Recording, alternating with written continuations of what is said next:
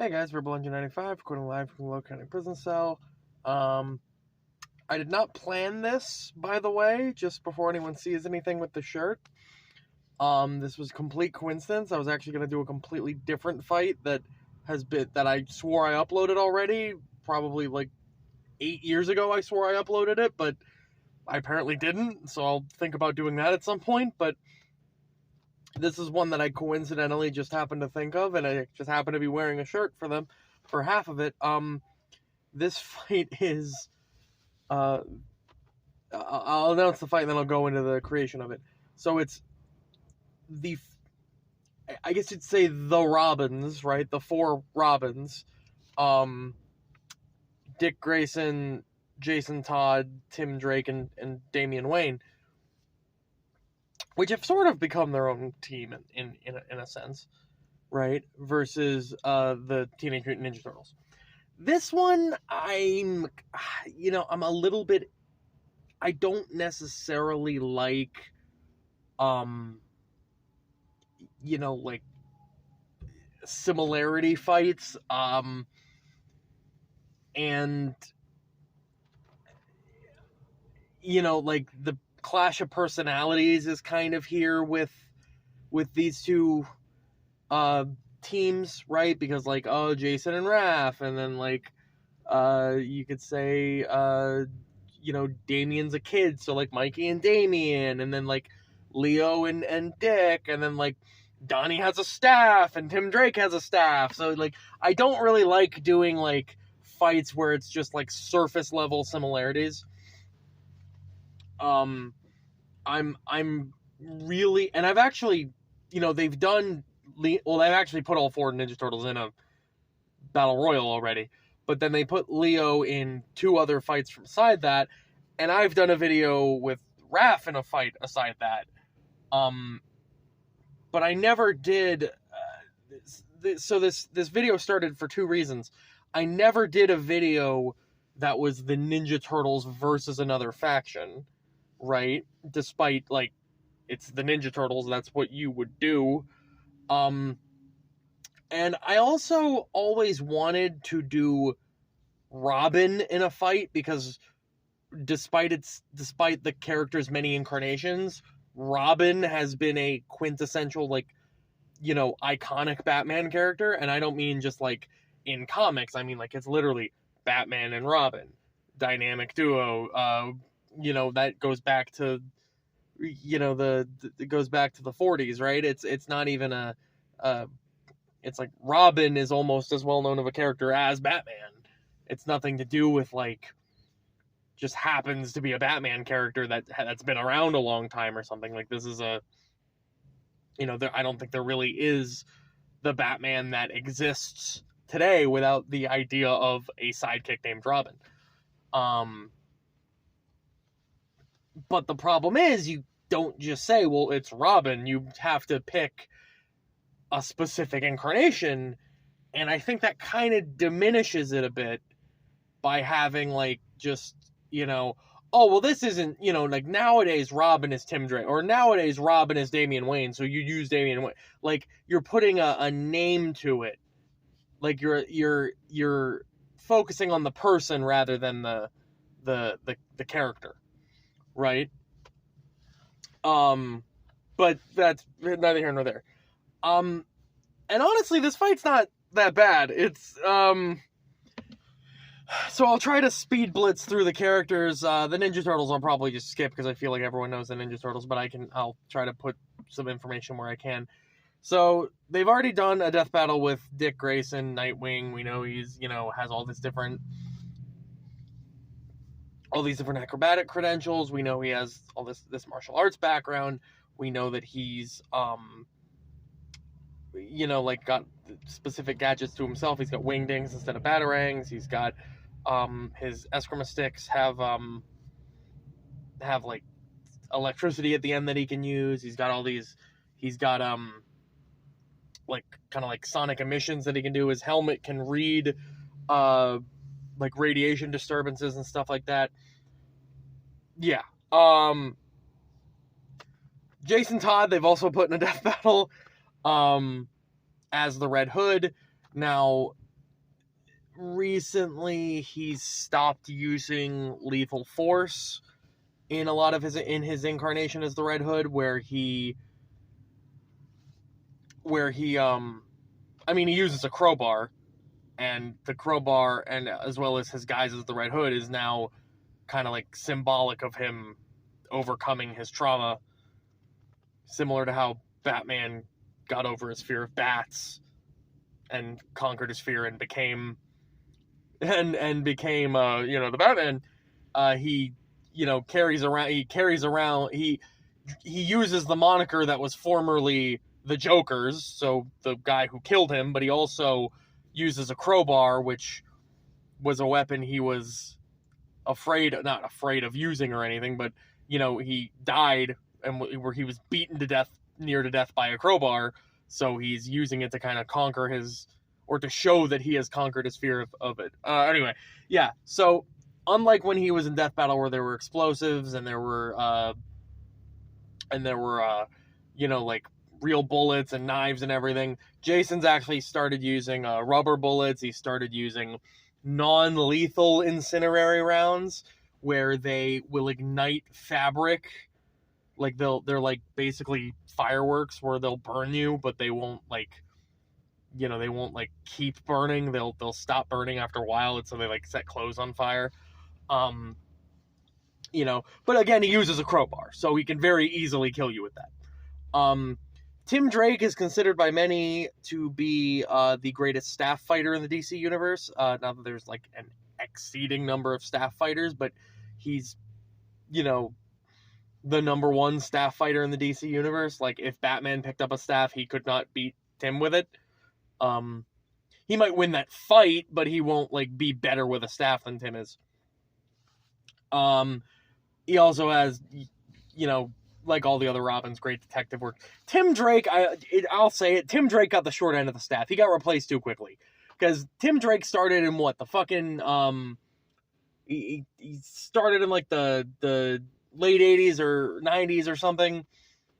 Or, no, because that would have been Jason Todd. Or anyway, he started in the late 90s, and then he became the fucking... And then Damian Wayne came in 2010. I understand that that's a lot of time for a character to develop, and if you didn't use it, you didn't use it. But they kept Tim Drake around. He just doesn't do anything, and I feel pissed about it. Anyway, Damian Wayne, grandson of Ra's al Ghul, daughter of Bruce Wayne and Talia al Ghul, trained from birth essentially to be an assassin. Similar to Jason, he has to, kind of undo his teaching and his willingness to kill for the sake of being part of the Bat family. And unlike the others, he does tend to get very cocky and full of himself due to his lifetime of training. Despite being, a kid, well, in most cases he's like a teenager, but despite being a teenager, he does actually have accomplishments that probably dwarf, well, maybe not all of them, but that dwarf some of these other Robins.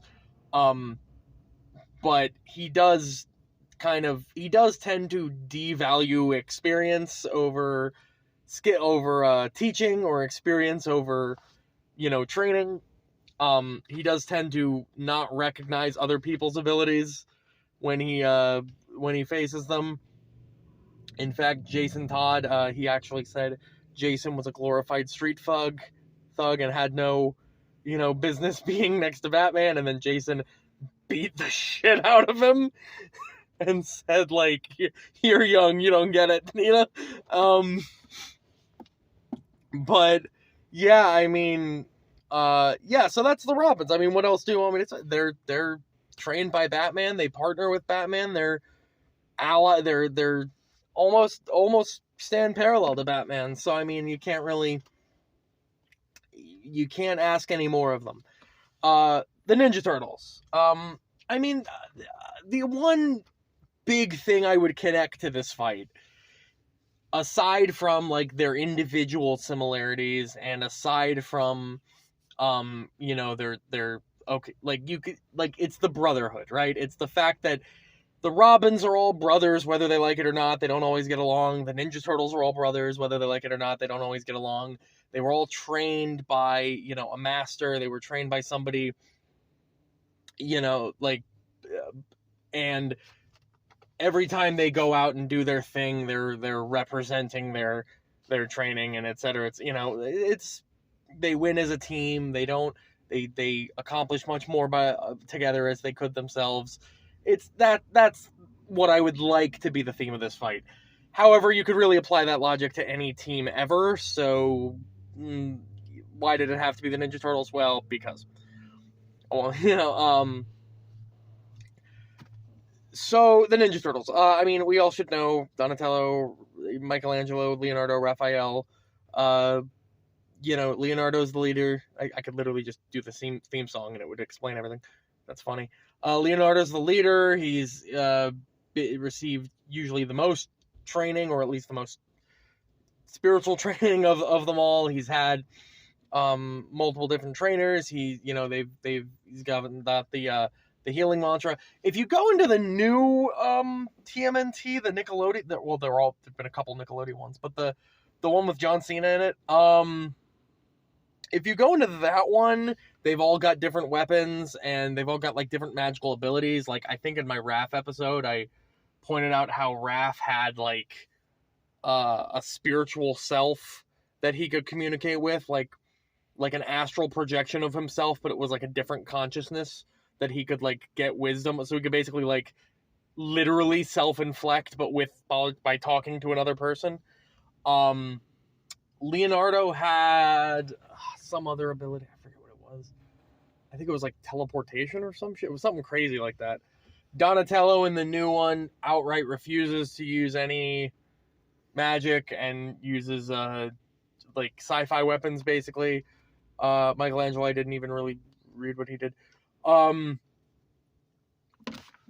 There are some other abilities you could launch onto here. I'm probably going to. Oh no, Leo had the hero sword that let him teleport. That was right. So with their, I really should have read into what Mikey's ability was, because that's kind of determinative here. Whatever. So going into this, the biggest advantage that the Bat family had, you could argue either way for martial arts, because again, all of these characters are trained by master martial artists. Like Batman, the Ninja Turtles were all trained to be ninjas, so they were trained in all the different, stealth, deception, things like that. The same with the Bat family; they were all trained in the same method. Now, you could say that the severity of one is the other, but I would say that they're comparable. I would say that Master Splinter's teachings are probably, right up there with Batman's teaching. And yes, Batman soloed the Ninja Turtles in a crossover, but Batman's also taken apart each of the Robins. Maybe not 4-on-1, but he's beaten Dig, he's beaten Damien, and sometimes it's mind controlled and sometimes it's he's holding back. But yeah, that's happened. So that's not really a completely fair comparison. But the biggest advantage I think the Robins have here is going to be the gadgetry, right? It's going to be, they've all got an arsenal of things at their disposal. Tim Drake in the Arkham games had like a bolt, had like a riot shield. Like Nightwing had sleep darts and shit like that. Yeah, I'm just going off of some famous things I've seen them use. Hypothetically, they could all have anything. But yeah, like if you go with the basic Batman weaponry, we're looking at like smoke grenades, we're looking at batarangs and everything. The Ninja Turtles all carry the same sort of thing, by the way. They all carry smoke grenades and throwing stars and et cetera, alongside their normal weapons. And those advantages are kind of counteracted by like the mystical powers of the Turtles. thing is, right, and this is going to be me covering my ass for not remembering Mikey's from the new show, is because there's no independent, like, because they all have 4 different powers, right? And they all could fight any of the characters in any of this series. It doesn't really matter who has which, but like, no individual power is going to beat the entire team, right? Like, it sounds cliche, but this is really a team versus team fight. This is going to break down as to which team can work better, right? Like, who works together as a unit more so, because I think because by that same token, Jason has certain mystical abilities, and Donnie has technology, or can at least decipher technology. So it's not like, we're not looking at it like, oh, well, if Jason goes against this one, he wins, but if he goes against this one, he loses. There's too many variables of a one-on-one situation.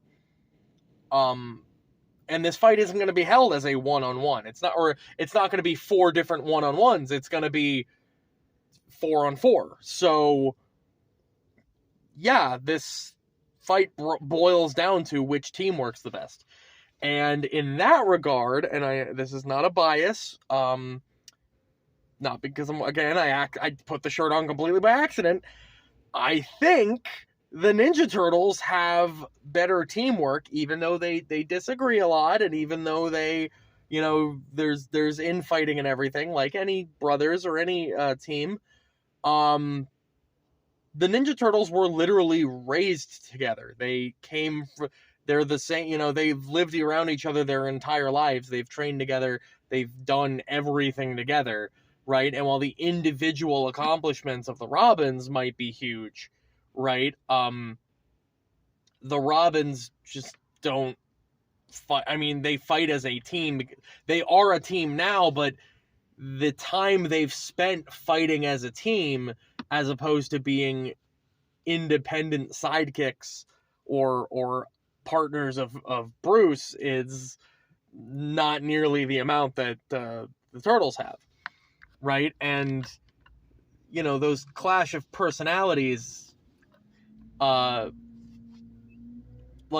the clash of personalities that the Robins have is going to be a lot more detrimental than the Turtles, because the Turtles are used to it, right? So I think that's the and the Turtles have a degree. There's also like the degree of not superhuman but non-human elements. Like the turtle shells are very durable. Like, we've seen that the turtles are actually very hard to, like, they're a lot harder to kill due to their anatomy. And